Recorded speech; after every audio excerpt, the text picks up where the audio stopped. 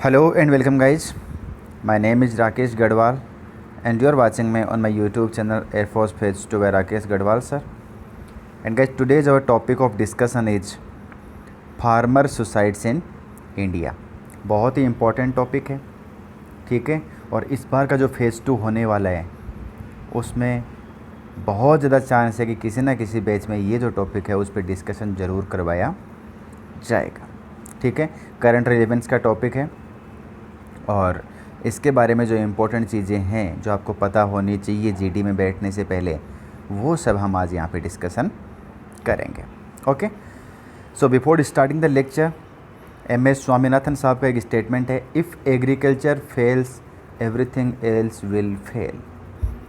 अगर किसी कंट्री का एग्रीकल्चर सेक्टर फेल हो गया तो ये समझ लो कि उस कंट्री की इकोनॉमी को फेल होने में बहुत ज़्यादा टाइम नहीं लगेगा। यानी कि हर एक चीज़ जो है वो डिपेंड करती है आपके एग्रीकल्चर सेक्टर पे, ठीक है। अब इंडिया के सिनेरियो में अगर हम बात करें तो इंडिया एक कृषि प्रधान देश है, ओके। तो यहाँ पे जो मेजॉरिटी ऑफ पॉपुलेशन है वो डिपेंड करती है किस पे, एग्रीकल्चर सेक्टर पे, क्योंकि यहाँ पे जो हमारी पॉपुलेशन है टोटल उसके 70% लोगों की ज़िंदगी जो चलती है वो किससे चलती है, एग्रीकल्चर से चलती है, ठीक है, ओके। और दिक्कत क्या आती है, जो फार्मर्स की लाइफ है वो अनसर्टेनिटी से फुल रहती है, उसमें हमेशा टेंशन रहता है, स्ट्रेस रहता है और अनिश्चितता रहती है। और इसका जो रीज़न है वो क्या होता है, इसका जो कॉन्सिक्वेंस है वो क्या बनता है, वो अपने लाइफ को एंड कर देते हैं by the way of suicides, okay. तो अनसर्टेनिटी एक बहुत बड़ा रीज़न है।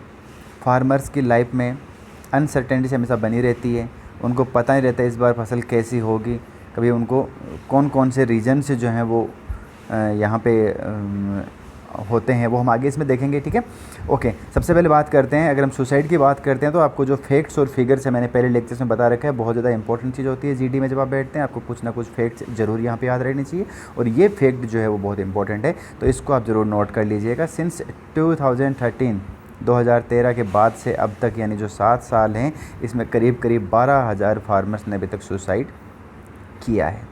कितने लोगों ने, लगभग 12,000 फार्मर्स अभी तक 7 साल में क्या कर चुके हैं, सुसाइड कर चुके हैं। और जितने भी इंडिया में टोटल सुसाइड होते हैं उसका 11% सिर्फ फार्मर्स सुसाइड होता है। जितने टोटल सुसाइड हैं, टोटल 100 सुसाइड में से 11 सुसाइड का रीज़न होता है फार्मर सुसाइड, ओके। उसमें से भी जो 7 स्टेट्स हैं, महाराष्ट्र, आंध्र प्रदेश, तेलंगाना, तमिलनाडु, छत्तीसगढ़, एमपी एंड कर्नाटका, ये जो 7 स्टेट हैं, महाराष्ट्र, आंध्र प्रदेश, तेलंगाना, तमिलनाडु, छत्तीसगढ़, एमपी और कर्नाटका, ये जो 11% सुसाइड होते हैं, इसका 87%, जो 100 में से 11 फार्मर सुसाइड करते हैं, उस 11 का 87% जो है वो ये 7 स्टेट्स में ही हो जाता है। यानी सबसे ज़्यादा जो फार्मर सुसाइड होते हैं वो कहाँ पे होते हैं, इन 7 स्टेट्स में होते हैं। और इन 7 स्टेट में भी महाराष्ट्र जो है वो मोस्ट अफेक्टेड स्टेट है। पंजाब की भी कहानी कोई बहुत ज़्यादा खुशनुमा नहीं है। पंजाब में ऐसा स्टेट जिसको ग्रीन रिवॉल्यूशन या हरित क्रांति का सबसे ज़्यादा बेनिफिट मिला है, उस स्टेट में भी डाटा कोई बहुत ज़्यादा खुश करने वाला नहीं है और वहाँ पर भी फार्मर्स जो है वो लगातार सुसाइड करते जा रहे हैं। तो ये सारे के सारे जो 2-3 पैराग्राफ थे वो हमारे थे फैक्ट्स और फिगर्स से रिलेटेड, इम्पोर्टेंट है, ज़रूर आप इनको नोट कर लीजिएगा, ओके। चलिए अब बात करते हैं कौन कौन से वो रीजन्स हैं जो रेस्पॉन्सिबल हैं फार्मर्स के सुसाइड के लिए। सबसे पहला और सबसे इम्पोर्टेंट जो रीज़न है वो है इंक्रीज इन इनपुट कॉस्ट।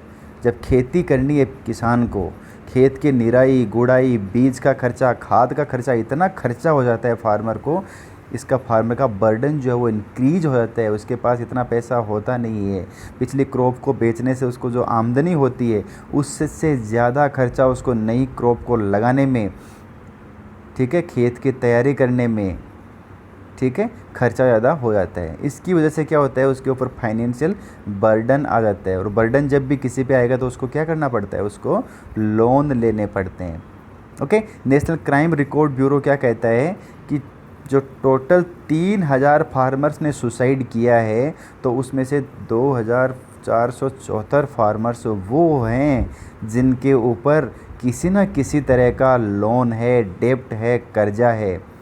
चाहे वो लोकल बैंक्स का हो सकता है, चाहे वो मनी लेंडर्स का हो सकता है। ओके, तो ये समझ लो कि करीब करीब 85% फार्मर्स वो हैं जो कर्जे की वजह से क्या करते हैं गाइज, सुसाइड करते हैं। नेक्स्ट चीज़ क्या है, डिजिटल डिवाइड।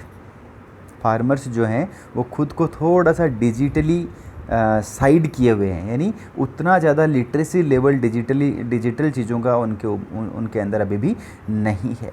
और जो लिटरेसी गैप है, it leads to farmer suicides. अब जो फार्मर्स हैं वो बहुत ज़्यादा वल्नरेबल होते हैं सुसाइड्स के लिए। उनको गवर्नमेंट पॉलिसीज़ का पता ही नहीं होता है, सरकार कौन कौन से प्रिविलेज या फ़ायदे उनको दे रही है इस बारे में उनको ज़्यादा जानकारी नहीं होती है। कौन कौन सी गवर्नमेंट स्कीम्स जो हैं वो फार्मर्स के बेनिफिट्स के लिए लेके आ रही है, उनका पता उनको कई साल बाद चलता है। ठीक है, इसका एक एग्जांपल ये है कि only 6% of farmers benefiting from the MSP scheme. जो एमएसपी स्कीम है, मिनिमम सपोर्ट प्राइस है, ओनली 6% फार्मर्स को उसका फ़ायदा मिल पाता है। इसका मतलब ये है कि गवर्नमेंट कितनी भी स्कीम लेके आ जाए, जब तक फार्मर्स में उन स्कीम के लिए अवेयरनेस नहीं होगी, उनका पूरा का पूरा जो फ़ायदा मिलना चाहिए ग्रास रूट लेवल पे वो नहीं मिल पाता है। ओके, नेक्स्ट है अनसर्टेनिटी ऑफ मानसून। ये भी बहुत बड़ा फैक्टर है। बारिश या तो बहुत ज़्यादा हो जाती है, फसल ख़राब हो जाती है, या बहुत कम होती है, फसल ख़राब हो जाती है ना। और फार्मर्स को लास्ट मोमेंट तक ये पता नहीं चल पाता है बेचारे को कि इस बार उसकी कितनी जो फसल है वो कितना पैसा वो कमा पाएगा, कर्जा उतार पाएगा कि नहीं पाएगा। हमेशा उसकी लाइफ में एक तरह की अनसर्टेनिटी, अनिश्चितता बनी ही रहती है। और बचा कुचा खेल कुदरत या मानसून उसके साथ खेल देती है, और इस तरह से फार्मर्स को बेचारे को सुसाइड करने के अलावा कोई रास्ता ही नज़र नहीं आता है। ओके, मोरओवर द 7 स्टेट्स जो मैंने आपको ऊपर बताए हैं, जो 7 स्टेट हैं सबसे ज़्यादा अफेक्टेड स्टेट है, जिनमें महाराष्ट्र नंबर 1 पे है, which count most of the farmer distress are the water deficit reasons. ये जो स्टेट्स हैं इनमें एक रीज़न ये भी है कि ये स्टेट जो हैं जहाँ पे फार्मर सबसे ज़्यादा सुसाइड करते हैं, या तो वहाँ पे अकाल रहता है, सूखा रहता है, पानी की कमी है उन स्टेट्स में, या फिर उन स्टेट्स में जो है वाटर इरिगेशन ठीक से नहीं हो पा रहा है। रीज़न क्योंकि वहाँ पे किसी न किसी तरह का water dispute, inter state water dispute जो है वो चल रहा होता है 2 स्टेट के बीच में। और जब इंटर स्टेट वाटर डिस्प्यूट चलता है तो किसी ना किसी एक की जीत होनी है, तो एक स्टेट को पानी की कमी हो जाती है। और पानी की कमी जिस स्टेट में होती है उस स्टेट के फार्मर्स बेचारे क्या करेंगे, मरेंगे, सुसाइड करेंगे। ओके, तो ये सारे के सारे जो फैक्टर्स हैं वो रेस्पॉन्सिबल हैं फार्मर्स के सुसाइड के लिए। अब देखो मोटी मोटी बातें आपको पता होनी चाहिए कि गवर्नमेंट कौन सी स्कीम्स फार्मर के बेनिफिट्स के लिए लेके आ रही है। तो पीएम किसान स्कीम है, ई नेशनल एग्रीकल्चर मार्केट है, national mission for sustainable agriculture है, पीएम किसान पेंशन योजना, फसल बीमा योजना भी जो है वो यहाँ पे सरकार की तरफ से फार्मर्स के बेनिफिट के लिए चलाई जाने वाली स्कीम है। ओके, नेक्स्ट है, अब इस समस्या का समाधान क्या हो सकता है, पॉसिबल सॉल्यूशन क्या हो सकता है। तो सबसे पहले तो फार्मर्स को, जो कि हमारे पेट भरने वाले लोग हैं, हाँ, सबसे इम्पोर्टेंट जो हमारी बायो चेन है उसका सबसे इम्पोर्टेंट ऑर्गन है फार्मर। अगर ये खेती नहीं, ये अनाज नहीं पैदा करेंगे तो लोग भूख से वैसे ही मर जाने। इसकी इम्पोर्टेंस को हर एक सोसाइटी के हर एक आदमी को समझ में इनकी इम्पोर्टेंस आनी चाहिए, गवर्नमेंट को इनकी इम्पोर्टेंस समझ में आना चाहिए, इनका जो रोल है वो सरकार को समझ में आना चाहिए। नेक्स्ट है, टेक्नोलॉजी का युग है। ठीक है, तो टेक्नोलॉजी का जो एडवांसमेंट है उसका फ़ायदा एग्रीकल्चर सेक्टर को भी होना चाहिए। नए नए अच्छे तरह तरह के जो कृषि उपकरण हैं उनका आविष्कार होना चाहिए, नई नई टेक्नोलॉजी आनी चाहिए। बीज उपचार वाली जो स्कीम है, इस तरह की स्कीम्स होनी चाहिए जिससे किसानों को जो बीज मिले उससे उनको अच्छी फसल पैदा हो। अच्छी और ज़्यादा फसल पैदा होगी तो ज़्यादा पैसा पैदा होगा, किसान समर्थ बनेगा तो समर्थ बनेगा, कर्जा ही नहीं होगा तो क्यों सुसाइड करेगा। ओके, नेक्स्ट है, regulation and implementation of one nation one MSP policy would help to arrest farmer distress. इस तरह की स्कीम्स आनी चाहिए। फार्मर्स को लोन वेवर दे दिया, वो एक कंप्लीट सॉल्यूशन नहीं है। इसके बजाय आप हर एक हर एक छोटी से बड़ी फसल के लिए MSP लाइए, उसका मिनिमम सपोर्ट प्राइस फिक्स कीजिए कि उससे कम दाम कभी नहीं बनेंगे उस फसल के, हैं। अभी सरकार किसान के लिए एग्रीकल्चर बिल भी जो है अमेंडमेंट चल रहा है ना। तो इस तरह की जो चीज़ें हैं, जो किसानों के वेलफेयर की चीज़ें हैं, वो टाइमली आनी चाहिए। इसी से किसानों का जो सुसाइड है, फार्मर सुसाइड है, उसको हम रोक पाएंगे। ओके। और मोस्ट इम्पोर्टेंट ये है, सोसाइटी के हर एक तबके को, हर एक इंसान को, हर एक गवर्नमेंट का जो रिस्पॉन्सिबल आदमी हो, उसको ये पता होना चाहिए कि तुम्हें फार्मर्स के वेलफेयर के लिए काम ज़रूर करना है।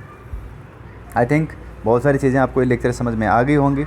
Okay, this lecture is presented by me, my name is Rakesh Garhwal. अगर आप जुड़ना चाहते हैं मुझसे अनअकैडमी पे, तो ये मेरा अनअकैडमी प्रोफाइल है, राकेश गढ़वाल सर्च कीजिए। यहाँ से आपको मेरे बहुत सारे लेक्चर्स मिल जाएंगे, ग्रुप X और Y में फेज 2 से रिलेटेड, GD और SRT के रिलेटेड। अगर आपका कोई क्वेरी है तो ये मेरे ब्लॉग पे आप जाइए और यहाँ पे आप मुझे कांटेक्ट कर सकते हैं। ओके। अगर आप टेलीग्राम पे मुझे फॉलो करना चाहते हैं तो ये टेलीग्राम चैनल का लिंक है, एयरफोर्स स्टडी। जब आप सर्च करेंगे टेलीग्राम एप्लीकेशन डाउनलोड करके, तो आपको मेरा यहाँ पे टेलीग्राम चैनल मिल जाएगा। ब्लॉग का एड्रेस यहाँ दिख रहा होगा आपको। सबसे पहले यहाँ पे आप जो है अच्छे ब्लॉग्स मैंने डाल रखे हैं वो पढ़ सकते हैं। एग्ज़ाम देने के लिए जब आप जाएँ तो ये सारे के सारे ब्लॉग्स आप एक बार ज़रूर चेक करके जाएँ। ओके, फ़िलहाल इस लेसन में इतना ही। Thank you so much, take care and bye bye.